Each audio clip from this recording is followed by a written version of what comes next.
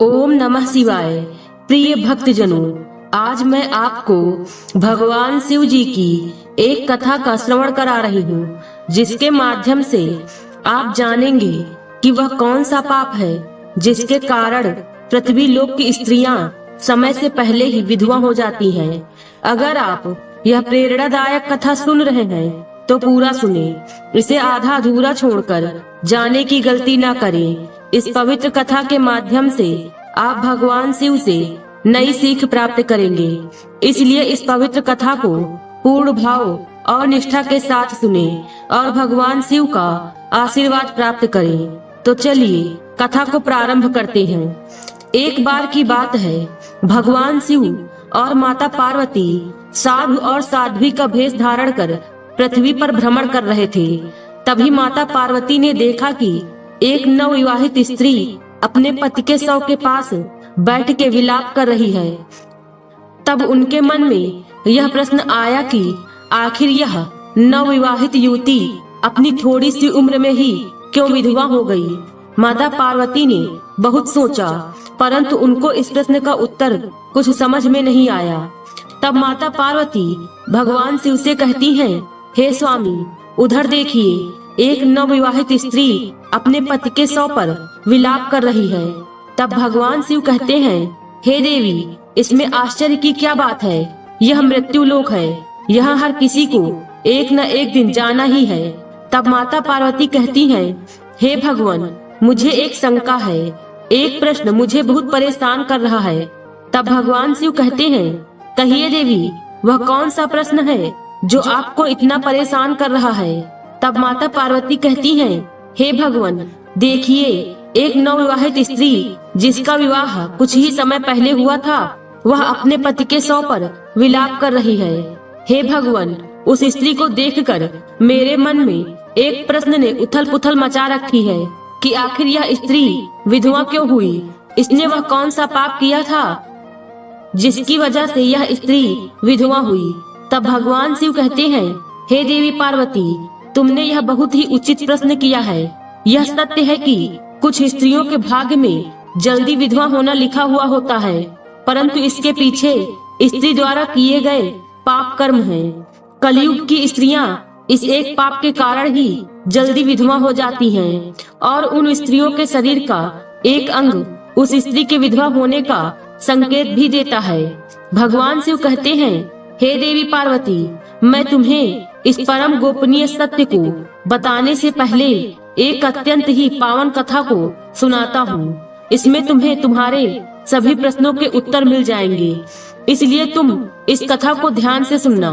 भगवान शिव अब माता पार्वती को एक अत्यंत ही सुंदर और पावन कथा सुनाते हैं और कहते हैं कि इस कथा के माध्यम से समस्त मानव जाति के कल्याण के लिए कई महत्वपूर्ण उपदेश मिलेंगे, इसलिए आप इस कथा को पूरा अवश्य सुने। अब भगवान शिव कथा सुनाना प्रारंभ करते हैं और कहते हैं कि हे देवी, एक समय की बात है, मध्य देश में एक अत्यंत धनवान सेठ रहा करता था। उस सेठ को एक पुत्र और 3 पुत्रियां थी। सेठ ने तीनों पुत्रियों का विवाह एक अच्छे और धनवान घराने में करवा दिया था, किंतु सेठ की मंझली पुत्री को दुर्भाग्य का सामना करना पड़ा। उस सेठ की पुत्री विवाह के कुछ ही वर्षों के बाद विधवा हो गई और पति के गुजर जाने के बाद वह अत्यंत ही दुख में जीवन बिताने लगी। उस विधवा स्त्री का नाम मोहिनी था। मोहिनी अत्यंत सुंदर, गुणवान, चरित्रवान और एक पतिव्रता नारी थी, किंतु उसके भाग्य में जो अशुभ लिखा हुआ था वही उसके साथ घटित हो गया। मोहिनी का पति एक लालची आदमी था। उसने विवाह के समय केवल मोहिनी का सुंदर रूप और उसके पिता की धन संपत्ति देखी थी, जिस कारण से उसे जल्दी ही अपने शरीर का त्याग करना पड़ा, क्योंकि बचपन से ही मोहिनी के शरीर के अंगों पर उसके विधवा होने के लक्षण दिखाई दे रहे थे, लेकिन किसी ने उस पर ध्यान नहीं दिया था। मोहिनी के पिछले जन्म के कर्मों के कारण उसे इस जन्म में अपनी छोटी सी उम्र में ही विधवा होना पड़ा। भगवान शिव कहते हैं, हे देवी पार्वती, अब मैं तुम्हें मोहिनी के पूर्व जन्म की कहानी सुनाता हूँ, इसे आप ध्यान से सुनना। मोहिनी का पिछले जन्म में एक ब्राह्मण के घर पर जन्म हुआ था। उसका नाम सुशीला था। सुशीला का जन्म होते ही उस ब्राह्मण का घर धन धान्य से भरा हुआ था। उसके पास बहुत सारी धन संपत्ति थी, जिससे वह ब्राह्मण बहुत ही उन्मत्त और गर्वनिष्ठ बन गया था। वह ब्राह्मण अपनी पुत्री सुशीला से बहुत प्रेम करता था, क्योंकि सुशीला उस ब्राह्मण की इकलौती पुत्री थी। साथ ही वह बहुत ही सुंदर थी और पिता के लाड़ प्यार से वह बिगड़ चुकी थी। उसके पिता उसकी हर इच्छा को पूरा कर देते थे। उसके पिता ने अपनी पुत्री को कभी किसी भी चीज की कमी नहीं होने दी। सुशीला ने अपने जीवन में कभी दुख नहीं देखा था। इसके साथ ही सुशीला को अपनी सुंदरता पर भी बहुत ही ज्यादा घमंड था। धीरे धीरे जब सुशीला जवान हुई तो उसके पिता ने उसका विवाह करने का सोचा, परंतु सुशीला के पिता की एक शर्त थी कि जो भी सुशीला से विवाह करेगा वह उसके साथ उसके पिता के घर में रहेगा, अर्थात घर जमाई बनकर रहेगा। उस ब्राह्मण ने अपने सभी रिश्तेदारों को यह बात बता दी, जिससे हर तरफ यह बात फैल गई। अब उस ब्राह्मण के घर में कई विद्वान और ज्ञानी पंडित सुशीला के घर पर उसे देखने के लिए आ गए, परंतु उस ब्राह्मण के घर पर आए हुए युवकों में सुशीला ने किसी को भी पसंद नहीं किया। सुशीला ने कई विद्वान ब्राह्मणों को अपमानित करके घर से बाहर निकाल दिया, जिसकी वजह से वह ब्राह्मण बहुत दुखी हुए। अब एक दिन एक अत्यंत सुंदर ब्राह्मण भिक्षा मांगने के लिए सुशीला के घर पर आया, जिसे देखकर सुशीला उस ब्राह्मण पर मोहित हो गई और अपने पिता से कहने लगी कि हे पिताजी, मैं उसी भिखारी ब्राह्मण से विवाह करूंगी। सुशीला की यह बात सुनकर उसके पिता ने भी स्वीकृति दे दी और उस भिक्षुक ब्राह्मण को सुशीला से विवाह करने के लिए पूछा तो उस भिक्षुक ब्राह्मण ने भी हाँ कर दिया। अब सुशीला और उस ब्राह्मण का विवाह करवा दिया गया। सुशीला विवाह के समय बहुत प्रसन्न थी, क्योंकि उसे उसका मनपसंद जीवन साथी मिल चुका था। विवाह के बाद कुछ दिनों तक सुशीला अपने पति के साथ बड़े प्रेम से रहती थी और उसकी सेवा करती थी, लेकिन कुछ ही दिन बीतने के बाद सुशीला ने अपना असली रंग दिखाना शुरू कर दिया। अब सुशीला अपने पति को नौकर की तरह समझने लगी। उसकी आज्ञा का पालन करने की जगह पर उसे ही आज्ञा देने लगी। सुशीला अब अपने पति को भी उसके नाम से बुलाने लगी। सुशीला इतनी कुटिल बुद्धि की हो गई कि वह खुद अपने पति के पैर दबाना छोड़कर अपने पति से ही खुद के पैर दबवाने लगी। सुशीला एक स्वेच्छाचारिणी स्त्री थी। जैसा रुख वह अपने पिता के साथ किया करती थी, वही रुख अपने पति के साथ करने लगी। वह अपने पति को बिना बताए ही घर से बाहर चली जाती थी। सुशीला कभी अपने पति की कोई बात नहीं मानती थी। पति से पहले ही भोजन करती थी। किसी भी धार्मिक कार्य में पति के साथ नहीं बैठती थी और अकेली ही अपनी ही मौज मस्ती में व्यस्त रहती थी। उस सुंदर ब्राह्मण ने जब अपनी पत्नी सुशीला के ऐसे व्यवहार को देखा तो वह बहुत दुखी रहने लगा। उसने अपनी पत्नी सुशीला को बहुत समझाने की कोशिश की, लेकिन वह नहीं मानी। सुशीला अपनी ही मनमानी करती रहती थी। सुशीला की माता ने भी उसे समझाने का प्रयास किया कि किसी भी स्त्री को अपने पति के साथ ऐसा व्यवहार नहीं करना चाहिए, लेकिन सुशीला अपनी माँ की बात कभी नहीं मानती थी और वह जानबूझकर अपने पति को अपमानित करती रहती थी। दिन रात पति की बुराई करना, अपने पति को अपशब्द कहना, उसका नाम लेकर बुलाना आदि प्रकार के निंदनीय कार्य वह रोज करती थी। सुशीला का पति अब उससे बहुत परेशान हो गया था। फिर एक दिन सुशीला के पति ने बहुत विचार किया और सुशीला को छोड़कर जाने का निश्चय कर लिया। सुशीला का पति अब सुशीला को बिना बताए ही सुशीला के घर को छोड़कर वहां से चला गया। उसने अपनी पत्नी सुशीला का त्याग कर दिया और वन में जाकर तपस्या करने लगा। अब भगवान शिव कहते हैं कि हे देवी पार्वती, क्योंकि शास्त्र हमेशा यही कहते हैं कि बुद्धिमान मनुष्य को दुष्ट और स्वेच्छाचारिणी पत्नी का त्याग कर देना चाहिए, अन्यथा उसके द्वारा किए गए पाप के भागीदार आप भी बन सकते हैं। अब सुशीला का पति वन में जाकर तपस्या करने लगा। इधर सुशीला ने भी अपने पति को खोजने की कोशिश ही नहीं की और बड़े आनंद से अपने पिता के घर में ही रहने लगी। सुशीला की माता ने सुशीला को बहुत समझाया कि वह अपने पति से विनती करके उसे वापस घर पर लेकर आए, लेकिन सुशीला ने अपनी माँ से कटु शब्द कहते हुए कहा कि जाने दो माँ, वैसे भी मेरा भिखमंगा पति किसी काम का नहीं है। उससे विवाह करके मैंने उस पर उपकार ही किया था, लेकिन वह मूर्ख मुझे ही छोड़कर चला गया।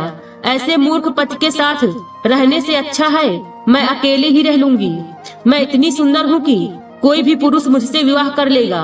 सुशीला की ऐसी बातें सुनकर उसकी माँ भी अब बहुत दुखी रहने लगी। उधर सुशीला का पति ध्यान मग्न होकर तपस्या करने लगा और सांसारिक बंधनों से मुक्त होकर ईश्वर की भक्ति करने लगा। फिर कुछ दिनों बाद सुशीला के पिता के साथ अशुभ घटना घटी। सुशीला के पिता राजमहल में चोरी करते हुए पकड़े गए। उसके पिता को सिपाहियों ने पकड़ लिया और राजा को इसकी खबर दी, जिससे उस राजमहल का राजा सुशीला के पिता पर बहुत क्रोधित हुआ और उसकी सारी धन संपत्ति छीनकर उसे कारागृह में डाल दिया। अब सब कुछ छिन जाने के कारण सुशीला बहुत गरीब हो गई। उसकी माँ और सुशीला अब दूसरों के घर पर काम करने के लिए जाने लगी थी। अब सुशीला के पिता तो कारागृह में बंद थे, तो सुशीला और उसकी माँ को सारा काम करना पड़ रहा था। तब सुशीला को अकेलापन सताने लगा। घर में कोई पुरुष नहीं था, इसलिए उनकी रक्षा के लिए भी कोई नहीं था। अब सुशीला को अपने पति की याद आने लगी, लेकिन सुशीला का पति तो वन में सन्यासी बनकर तपस्या में लीन था। अब जब सुशीला को उसका अकेलापन अंदर ही अंदर खाने लगा, तो उसे रातों को नींद नहीं आती थी। एक दिन सुशीला अपने पति को ढूंढने के लिए वन में जाती है, लेकिन सुशीला को उसका पति कहीं पर भी नहीं मिला। जब वह चलते चलते थक गई, तो फिर वह एक जगह पर विश्राम करने बैठ गई। तभी अचानक उसी स्थान पर एक शेर आ गया और उसने सुशीला पर हमला कर दिया और उसी क्षण सुशीला के प्राण पखेरु उड़ गए। मृत्यु के बाद 2 यमदूत सुशीला को घसीटते हुए यमलोक में ले गए।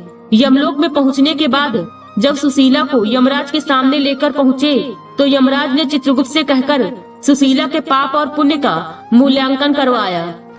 जब चित्रगुप्त ने यमराज को उसके पाप और पुण्य के बारे में बताया, तो यमराज कहने लगे, यह तो अत्यंत ही पापी स्त्री है। इसने कभी अपने पति का सम्मान नहीं किया। इसने बार बार केवल अपने पति का अपमान ही किया है। यह स्त्री तो अपने पति का नाम लेकर उसे पुकारती थी। इस स्त्री ने अपने पति के साथ नौकरों जैसा व्यवहार किया है। ऐसी दुष्ट स्त्री को तो नरक में भेजना चाहिए। यमराज यमदूतों से कहकर सुशीला को नरक में डलवा देते हैं।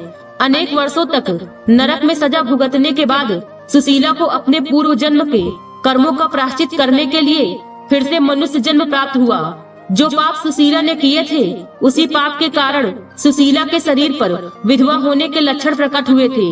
अब भगवान शिव कहते हैं, हे देवी पार्वती, अब मैं तुम्हें उन चिन्हों के बारे में बताता हूँ। जिस स्त्री के अंग पर ऐसे चिन्ह प्रकट होते हैं, वह स्त्री समय से पहले विधवा होती है। भगवान शिव कहते हैं, यदि किसी स्त्री के पैर पसीने से रहित हो, उस पर नसें दिखाई न देती हो, उसके पैर चिकने तथा कोमल हो, तो वह स्त्री सुख भोगने वाली तथा ऐश्वर्यशालिनी होती है। यदि स्त्री के पैर के अंगूठे पर नसें दिखाई दे, तो वह दुर्भाग्य से युक्त व्यभिचारिणी होती है। बहुत छोटे अंगूठे वाली स्त्री क्लेश करने वाली और दुख भोगने वाली होती है। अंगूठा यदि छोटा है, तो वह स्त्री गर्भधारण क्षमता में दुर्बल होती है। यदि किसी स्त्री के पैर की तर्जनी उंगली अंगूठे से भी बड़ी हो, तो वह स्वच्छंद कामचारिणी अतः अनेक पुरुषों से संबंध बनाने वाली होती है। यदि किसी स्त्री के पैर की उंगलियां परस्पर मिली हुई हो, एक दूसरे के नजदीक हो, उंगलियां गोल एवं सीधी हो और नाखून पतले हो एवं छोटे हो, तो वह ऐश्वर्यशालिनी होती है। ऐसी स्त्रियों के लिए ससुराल में सुख का भोग होता है। भगवान शिव कहते हैं कि हे देवी पार्वती, अब मैं तुम्हें विधवा स्त्री के पैर के लक्षण बताता हूँ। यदि किसी स्त्री के पैर का अंगूठा बहुत बड़ा हो और आगे से गोल हो और उसके नाखून टेढ़े मेढ़े हो, अंगूठे पर नसें दिखाई देती हो, तो उस स्त्री के विधवा होने के योग बनते हैं। यदि स्त्रियों की एड़ियां बहुत बड़ी हो, तो वह मृत्यु पर्यंत दुख भोगने वाली होती हैं। और यदि स्त्री के पैर मांस रहित हो, तो ऐसी स्त्री ससुराल के भाग्य को नष्ट कर देती है। यदि किसी स्त्री के पैर की अनामिका उंगली बाकी उंगलियों की तुलना में बहुत छोटी हो, तो वह घर के भीतर क्लेश करने वाली और घर के वातावरण को असहनीय बना देने वाली होती है। यदि किसी स्त्री के पैर की मध्यमा उंगली अर्थात बीच की उंगली ज्यादा लंबी हो, तो वह विवाह के लिए अयोग्य होती है। जो स्त्री चलते समय पैर पटकते हुए चलती है और धम धम आवाज करती हो, तो वह अपने पति का विनाश करने वाली होती है। अब भगवान शिव कहते हैं, हे देवी पार्वती, इन्हीं लक्षणों के कारण सुशीला समय से पहले विधवा हुई थी। उसका पति उसे छोड़कर चला गया था। प्रत्येक स्त्री के विधवा होने का कारण उसके पिछले जन्म के कर्म ही होते हैं और वही स्त्री को विधवा होने के योग्य बनाते हैं। जो स्त्री अपने पति का अपमान करती है, अपने पति का नाम लेकर बुलाती है तथा उसके भोजन करने से पहले ही भोजन करती है, तो वह स्त्री निश्चित ही समय से पहले विधवा हो जाती है। एक पतिव्रता स्त्री कभी पति का अपमान नहीं करती, कभी उसे नाम लेकर नहीं बुलाती और सदैव पति से एक निष्ठ रहकर उसकी इच्छा के अनुसार चलती है। उस स्त्री की कभी दुर्गति नहीं होती और वह मृत्यु के पश्चात मेरे लोक को प्राप्त करती है। अब भगवान शिव कहते हैं, हे देवी पार्वती, अब तो आपको पता चल ही गया होगा कि वह कौन सा पाप है जिसकी वजह से स्त्री विधवा होती है। तब माता पार्वती कहती हैं, हे प्रभु, अब मुझे आपके द्वारा बताई गई बातों का भली भांति ज्ञान हो गया है। आज की वीडियो में बस इतना ही। उम्मीद है वीडियो पसंद आई होगी। इस वीडियो में बोलते समय कोई त्रुटि हुई हो तो क्षमा करें। वीडियो पसंद आई हो तो वीडियो को लाइक और शेयर करें और चैनल को सब्सक्राइब कर दें और कमेंट बॉक्स में हर हर महादेव लिखना बिल्कुल ना भूलें। मिलते हैं अगले वीडियो में। खुश रहिए और खुशियाँ बांटते रहिए। हर हर महादेव।